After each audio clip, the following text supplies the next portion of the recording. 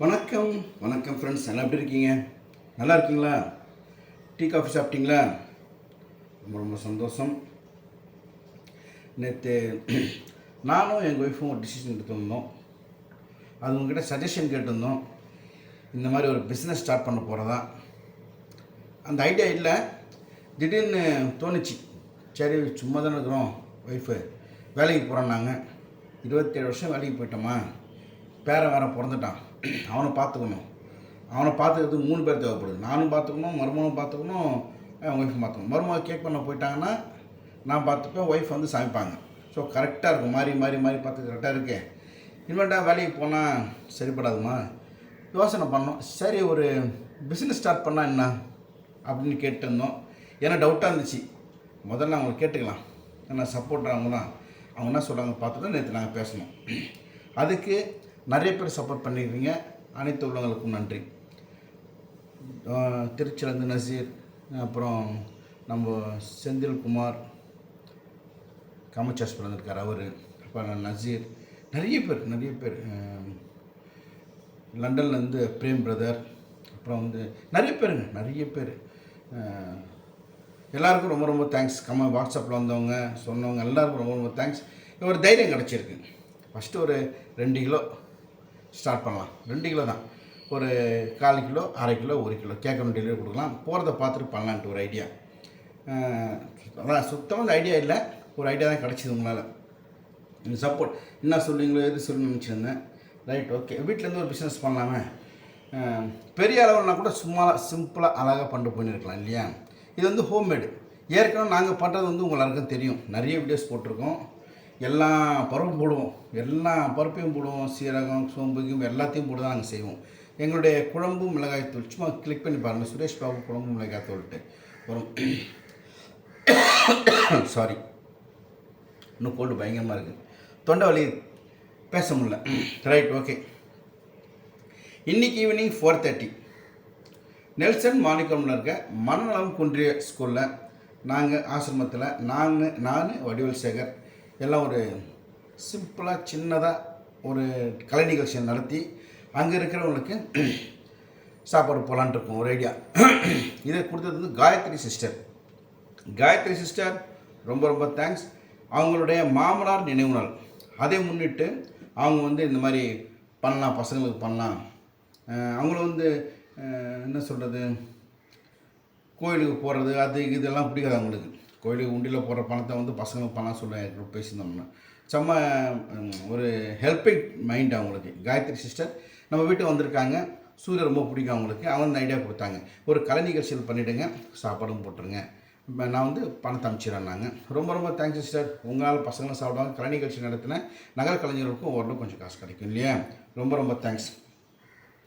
நீங்களே இன்றைக்கி ஃப்ரீயாக இருந்தால் நெல்சன் மாணிக்கம் ரோட் அங்கே இருக்கிற ஒரு மன்னம் குன்றியூர் ஆசிரமம் கேளுங்களேன். அங்கே வந்து கேளுங்களேன். கரெக்டாக நான் மறுபடியும் சொல்கிறேன். லயோலா காலேஜ் இருக்கு இல்லையா? லயோலா காலேஜ்லேருந்து நெல்சன் மார்க்கெட் போகிற வழி. லயோலா காலேஜ் போனோம்னா ஒரு பிரிட்ஜ் இறங்கும். அந்த பிரிட்ஜ் இறங்கி ஏறி ஒரு 1 கிலோமீட்டர் போனப்புறம் ரைட் சைடில் பேட்டா ஷோரூம்னு ஒன்று வரும். அந்த பேட்டா ஷோரூம் ஆப்போசிட்டில் ஒரு ரோடு போகும். அந்த ரோட்டில் கொஞ்சம் தொலைவு போனாலும் ஒரு அம்மன் கோயில் இருக்கும். அந்த அம்மன் கோயிலில் நின்று இப்படி பார்த்தாலும் தெரியும், அங்கே பெரிய ஒரு போர்டு போட்டிருக்கும், மனநலம் குன்றியோர் சொல்லிட்டு. நீங்கள் வாங்க, நாங்கள் எப்படி கலை நிகழ்ச்சி நடத்துகிறோம்னு பாருங்கள், பசங்களை எப்படி சந்தோஷப்படுத்துகிறோம்னு பாருங்கள். சந்தோஷத்துலேயே பெரிய சந்தோஷம் அடுத்தவங்களை சந்தோஷப்படுத்தி பார்க்குறது. அதுவும் சாதாரண மனுஷன் கிடையாது அவங்கெல்லாம்.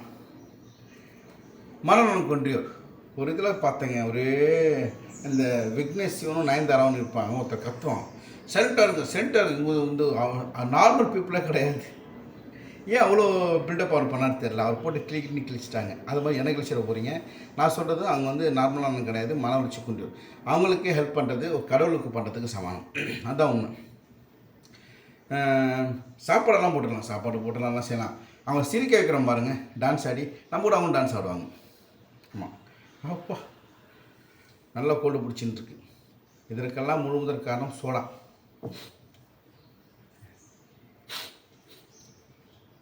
டாக்டர்கிட்ட போகணுன்னு பார்த்தேன். நேற்று அழகப்பன் டாக்டர்கிட்ட போனால் அவர் வரல. இன்றைக்கி போய் பார்ப்பேன் நான். அதே மாதிரி நிறைய பேர் வந்து சொல்லியிருந்தீங்க, ஆனால் நீங்கள் பிஸ்னஸ் ஸ்டார்ட் பண்ணுறப்போ என்னங்க எஸ்எஸ் என்னது எஸ்எஸ்ஓ ஐயோ மறந்துட்டேன், எனக்கு அவ்வளோ மூளை நாலேஜ் இல்லை. எஸ்எஸ்எஸ்ஐ சொல்லிட்டு ஒரு சர்டிஃபிகேட் இருக்குது. அந்த சர்டிஃபிகேட் நீங்கள் வாங்கிவிடுங்க. வாங்கிட்டு நீங்கள் பிஸ்னஸ் ஸ்டார்ட் பண்ணுங்கன்னு சொல்லி நிறைய பேர் லைசன்ஸ் வாங்க நிறைய பேர் சொல்லியிருந்தீங்க. ரொம்ப ரொம்ப தேங்க்ஸ்.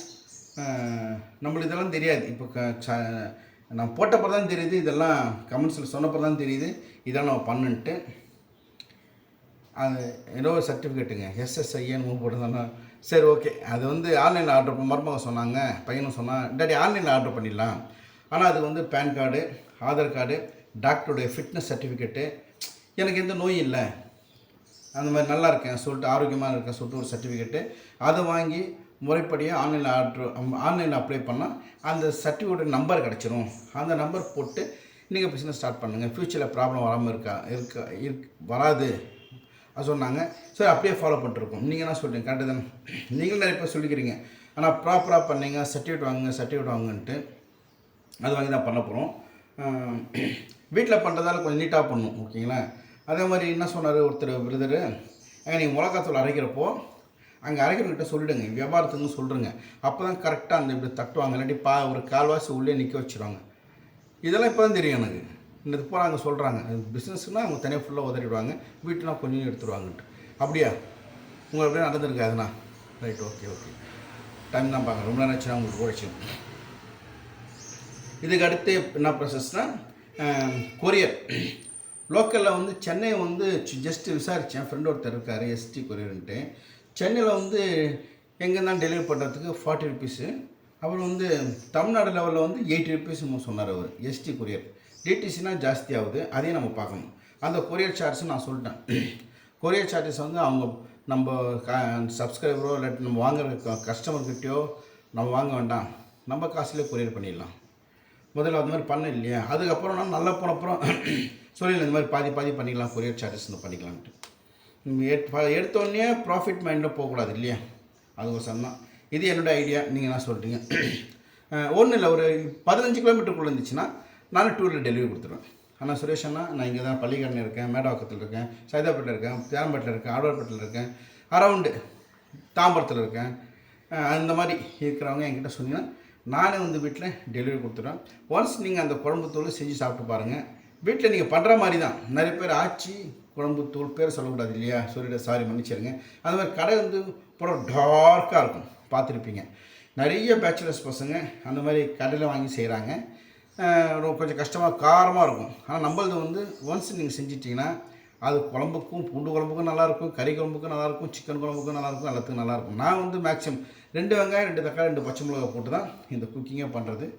நான் பண்ணுறது நம்ம எது வீட்டில் பக்கத்து வீட்டிலலாம் சுரேஷனா வாசனை தாங்கினா கொஞ்சம் எடுத்துன்னு ரொம்ப எக்ஸ்பெஷலி பூண்டு குழம்பு நான் பண்ணியிருக்கேன். நான் காமிச்சிருக்கேன்னு ஒன்றும் பூண்டு நல்லா வதக்கிட்டு நம்ம வீட்டு குழம்புத்தூள் ஒரு 3 ஸ்பூனு, கொஞ்சம் உப்பு, கொஞ்சம் மஞ்சள் தூள், புளி கரைச்சி அதில் விட்டு ஒரு 10 நிமிஷம் வச்சிடணும். ஒரு கடாயில் எண்ணெய் எடுத்துகிட்டு எண்ணெய் திஞ்சப்புறம் ஒரு 10-15 பூண்டு அது மட்டும் போடணும். முதல்ல வந்து எண்ணெய் ஊற்றிட்டு மிளகு போடணும், வெடிச்சப்புறம் பூண்டை போடணும். அப்போ நம்ம கரைச்சி வச்சுருக்கேன் இல்லையா, மொத்தத்தை அதில் ஊற்றினா நல்லா திக்காகிடும், சூப்பராக இருக்கும். அப்படி நீங்கள் ஃப்ரிட்ஜில் வச்சிங்கன்னா ஒரு வாரம் தான் கை வைக்காமல் ஸ்பூனில் போட்டு பார்க்கலாம். அப்படியே திக்காக இருக்கும், சாப்பிட்டா அவ்வளோ நல்லாயிருக்கும், தொண்டை நல்லாயிருக்கும், கோல்டுகள்லாம் இருக்கும். இன்றைக்கி செய்யலான்ட்டு நம்ம முடியல. நல்லா ரைஸ் எடுக்கிறது இல்லை, தோசைத்தோட ரைஸ் எடுத்து 20 நாள் கிட்ட ஆகிடுச்சு, 20 தாண்டிட்டேன், 21 நாள் கிட்ட ஆகிடுச்சு. காலைல ஏதோ ஒன்று சாப்பிட்ருவேன். தோசைனா ஒரு தோசை தான். மதியானத்துக்கு சுத்தமாக ரைஸே கிடையாது. ஏன்னா காய்கறி கோவக்காய் அவரைக்காய் இது சாப்பிட்டு மொத்தம் துணிடுவேன். நைட்டுக்கு 2 தோசை, அவ்வளோதாங்க. என் பையன் என்ன சொல்லிட்டான், கலோரி கம்மி பண்ணால் உடம்பு கம்மியாகிடும்ட்டான்.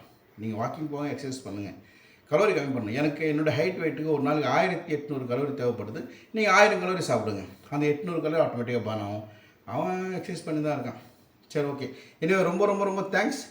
நாங்கள் மிளகாய்த்தூள் வியாபாரம் ஸ்டார்ட் பண்ணுறதுக்கு ஆதரவு கொடுத்த அட்வைஸ் பண்ண அனைவருக்கும் நன்றி. தேங்க்யூ. கீழே போகலாம், தம்பி எந்திரிச்சிட்டு இருப்பான்.